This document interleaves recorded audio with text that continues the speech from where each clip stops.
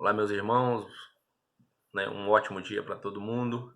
Paz de Jesus, o amor de Maria, mais uma vez, é uma honra estar aqui fazendo o Evangelho do dia dessa quinta-feira. Fico muito honrado em poder mais uma vez partilhar com vocês a leitura do dia de hoje, sempre pronto à missão de servir. O Evangelho de hoje ele está em Mateus 1, Marcos 1, de 40 ao 45, tá? O Senhor esteja convosco, Ele está no meio de nós. Proclamação do Evangelho de Jesus Cristo segundo Marcos. Pelo sinal da Santa Cruz, livrai-nos Deus, nosso Senhor, dos nossos inimigos. Em nome do Pai, do Filho e do Espírito Santo. Glórias a vós, Senhor. Aproximou-se dele um leproso, suplicando-lhe de joelhos: Se queres, pode limpar-me.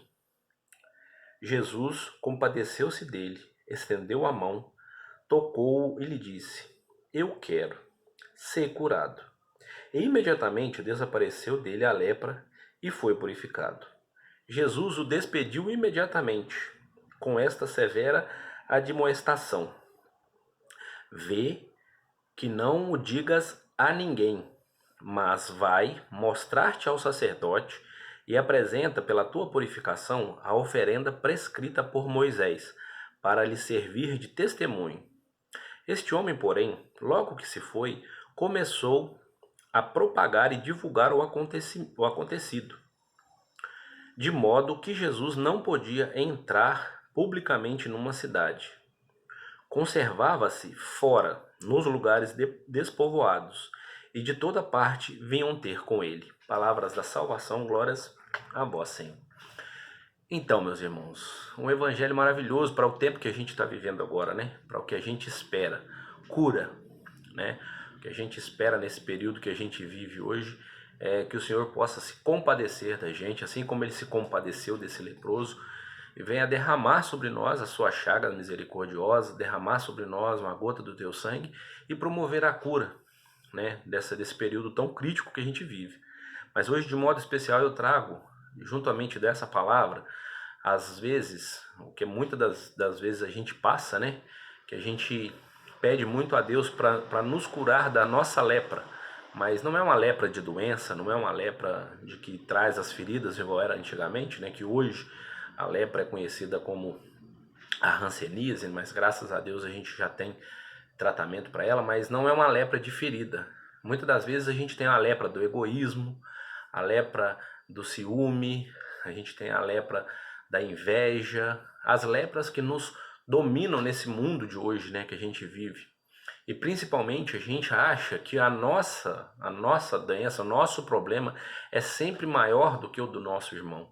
A gente esquece de olhar às vezes para o lado e entender que às vezes o que a gente está passando naquele momento e que às vezes a gente lamuria tanto, ai Senhor, me cura, é tão pequeno perto do que o nosso irmão está passando. Só que a gente não tem condição, não tem a simplicidade de olhar para o lado e identificar que às vezes o nosso irmão está com problemas muito piores do que a gente, né? E ao invés de estar lamuriando, ao invés de estar triste, aborrecido, choramingando, ele está de joelho no chão, prostrando e agradecendo a Deus, porque às vezes nos falta muito isso. A gente é muito do pedir, né? Eu entendo a alegria desse leproso, de que quando Deus tocou ele, quando Jesus tocou ele, ele foi curado.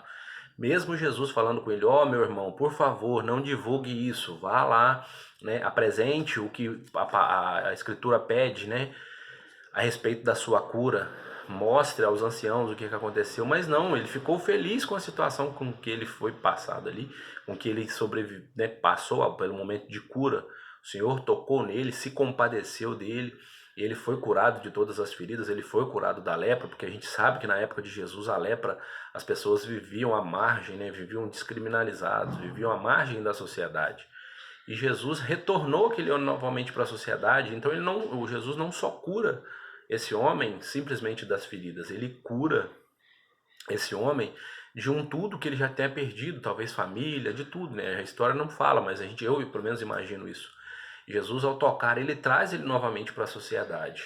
E ele mesmo sendo orientado por Jesus: por favor, não faça isso, ele começa a propagar e bem dizer que Jesus fez por ele, e de modo que todo mundo começa a procurar, né? A Bíblia da Ave Maria fala que Jesus ficou afastado, em outras escrituras fala que Jesus ficou afastado, e as pessoas traziam até ele os doentes para ser curados e tudo mais. E Jesus fazia, né? E assim ele faz até hoje na nossa vida.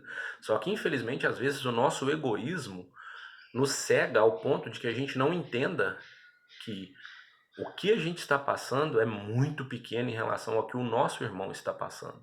Devemos pedir sim que Deus tenha piedade, que Deus tenha condições de nos curar dos nossos problemas, mas a gente também tem que se compadecer com o problema do próximo. A gente tem que se compadecer e olhar para o próximo, olhar para o outro e bem dizer a Deus: Senhor, se tu podes, faça por mim, mas faça também pelos meus irmãos, pelas pessoas que estão precisando.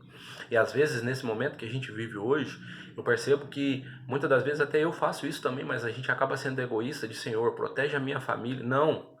Senhor, protege a minha família, protege a família do meu irmão, protege a família de todas aquelas pessoas que estão trabalhando na linha de frente da doença, protege os profissionais, abençoa, Senhor, e se for da tua vontade, que derrame a tua cura na vida daquelas pessoas que estão no leito de hospital. A gente esquece de pedir pelo próximo. Então que a gente tenha consciência de pedir a Deus para que nos cure das nossas lepras, que nos cure do nosso egoísmo, nos cure de tudo aquilo que nos afasta dele. Nos cure de tudo aquilo que a gente esteja passando nesse momento, mas que a gente também tenha compaixão, que a gente se compadeça de pedir para o próximo, de a gente pedir a Deus que abençoe e ilumine a vida do próximo, porque como eu disse, às vezes a gente está reclamando porque a gente está com um machucado na unha e de repente você olha para o lado, seu irmão está com todos os dedos da mão quebrada, e a gente não entende isso. Então é isso que eu tenho para dizer hoje.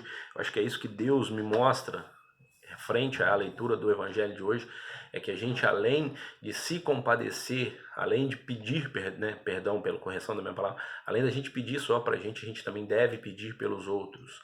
A gente deve trazer novamente aquelas pessoas que precisam de ser curados das suas lepras, assim como a gente precisa de ser curado, mas a gente também precisa continuar a pedir. A gente precisa pedir a Senhor, Senhor, abençoa a minha casa, abençoa a minha família, abençoa os meus irmãos, abençoa todas as pessoas, Senhor Jesus, que precisam de Ti nesse momento. Não simplesmente trabalhar o egoísmo de pedir só para mim, sabendo que tem tantas outras pessoas em situações piores que as minhas, precisando ainda mais. Então que Deus, que Jesus, né, com as suas chagas, com o seu sangue chagado, com o seu poder misericordioso que Ele tem, que Ele possa curar a minha lepra, que Ele possa curar a sua lepra, que Ele possa abençoar e proteger as nossas famílias. Como eu disse, não uma lepra de doença, né? Mas que Deus possa curar aonde a gente precisa de ser curado, seja no nosso egoísmo, seja na nossa inveja, seja nas intrigas que às vezes ocorrem, mesmo se a gente perceber, seja no momento de doença, mas que Deus possa abençoar ricamente, não só a minha vida, mas a vida de todos vocês, a vida de todas as nossas famílias, e que a gente possa se compadecer com o próximo.